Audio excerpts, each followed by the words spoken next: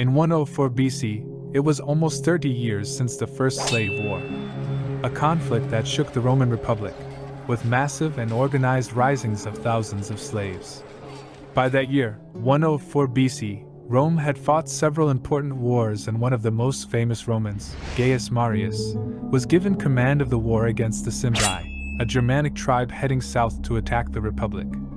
However, Rome was short of soldiers, which led Marius to carry out a massive recruitment campaign in order to face the enemies. To do this, he also asked for soldiers from the king of Bithynia, Nicomedes, but he replied that he did not have any men, as the Romans had enslaved them for not being able to pay their taxes. The solution that the Senate saw to this situation was to issue a decree stating that no citizen from a state friendly to Rome could be a slave in the Republic. This senatorial order had immediate effect, and as a result, Licinius Nerva, the governor of Sicily, immediately freed about 800 slaves from allied nations. But all this caused a domino effect that the Senate had not counted on, as besides angering other slaves who were not freed, Roman nobles also had to lose their labor force. Faced with this, Nerva found himself between a rock and a hard place and decided to please the nobles, refusing to release more slaves. But when they realized they were not going to be freed, about 180 slaves outside Syracuse took up arms and rebelled, fortifying themselves on a hill. As soon as he heard about it, Nerva quickly gathered a contingent and marched on the rebels. But when he realized he did not have enough men to effectively surround them, he withdrew. To make matters worse, another group of about 800 slaves had also rebelled, but this time near Heraclea. As soon as Nerva learned of this rebellion, he quickly headed to the area. But by the time he arrived, the number of rebels had risen to 2,000, so he ordered the commander of the garrison at Hena, Marcus Titinius, to face the slaves with 600 of his men. The Second Slave War had begun, and the first clash of forces between slaves and Romans was very brief, as Titinius's forces were quickly defeated by the rebels, who were more than double their number. As a result, and after a very rapid confrontation, Titinius and his forces fled the battlefield. After this, the number of rebellious slaves increased to more than 6,000 in just a few days. Inspired by him, they chose a man named Salvius as their leader, who was also known for his prophecies and divinations. Soon, Salvius was able to gather a force of 20,000 men and 2,000 cavalry, and without losing a single minute, he attacked Morgantina. But while this was happening, Nerva had not been idle either. He also raised an army of 10,000 men and immediately marched to try to relieve the city. Salvius, who did not expect such a rapid response, had left his camp completely unprotected, while he sent the bulk of his forces to the Seds. In this way, Nerva easily took control of the rebel camp, killing its guards and seizing the loot that Salvio had left there.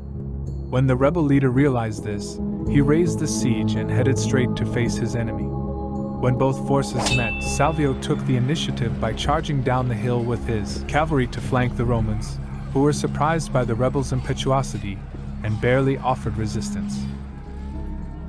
This victory was very important for Salvio, as he not only won on the battlefield, but it was also clear that he had a real army. In addition, the slaves in the city of Morgantina betrayed the defenders and opened the gates to Salvio. But if things were looking bad for the Romans, they would get even worse when another revolt occurred in the western part of the island. A slave named Atenian was inspired by Salvio and gathered an army of 10,000 men who were experienced in war and immediately besieged the city of Ilybia. However, the siege was a failure as the city was very well fortified. Meanwhile, Salvio was only strengthening and growing his army, which now had a frightening figure of 30,000 men. In addition, he was greatly aided by calling Atenian, who brought with him his 3,000 experienced weapons men. And he, like Leon did 3 decades ago, swore loyalty and acted as his general. Together, they went to Triocala, and there Salvio declared himself king and declared the city as his royal capital. On the Roman side, Nerva was replaced by Lucius Licinius Lucullus, who was given a considerable force by the Senate of 14,000 Roman soldiers and 3,000 allies.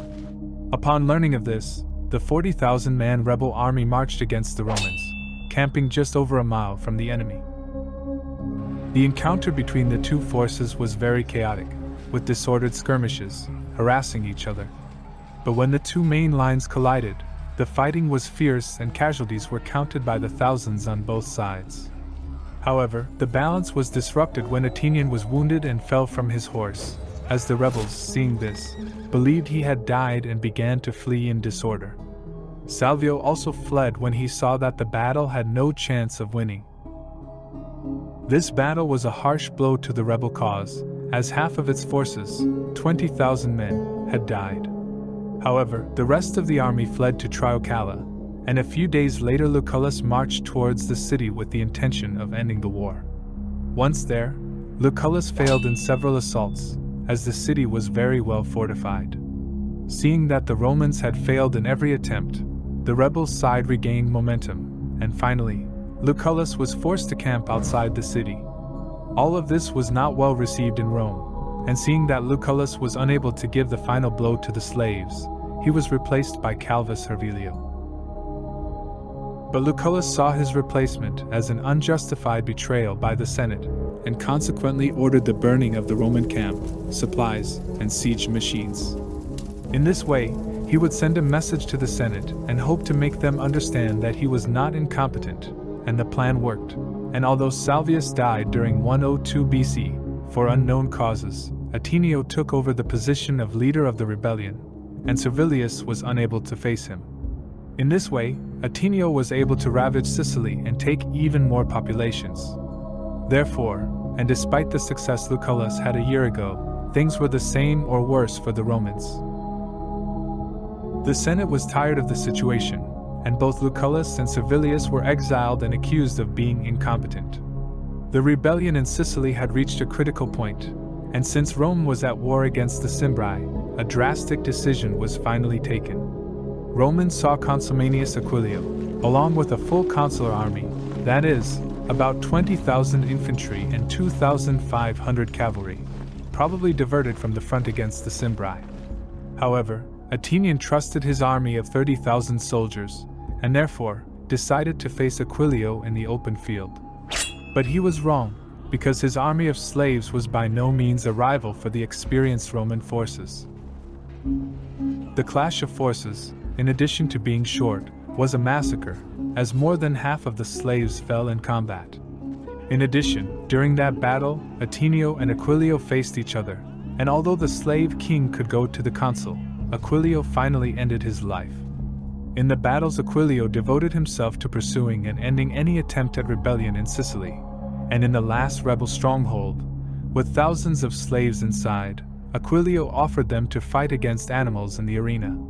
However, before facing such a humiliating fate, the slaves decided to end their lives.